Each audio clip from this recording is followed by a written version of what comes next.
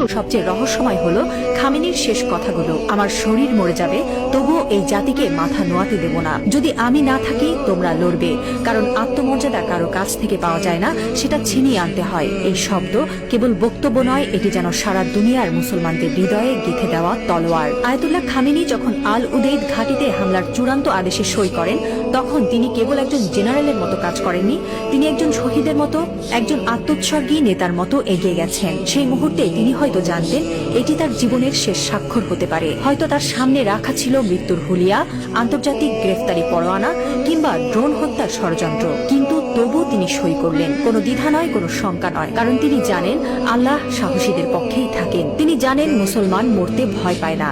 যারা আল্লাহর পক্ষে থাকেন তারা জানে মৃত্যু মানেই পরাজয় নয়, বরং আত্মত্যাগী বিজয়ের শুরু। এই একজন মানুষ এখন আর কেবল ইরানের নেতা নন, তিনি হয়ে উঠছেন সারা বিশ্বের মুসলিম উম্মার প্রতীক। একজন বিশ্বাসী, একজন অটল মুজাহিদ, একজন সাহসী পিতার মতো তিনি বলছেন, আমি থাকি বা না থাকি তোমরা লড়বে। হ্যাঁ মুসলিম উম্মাহ, তোমরা মাথা নিচু করো না। লা ইলাহা ইল্লাল্লাহ, আল্লাহ ছাড়া আর কোনো ইলাহ নেই।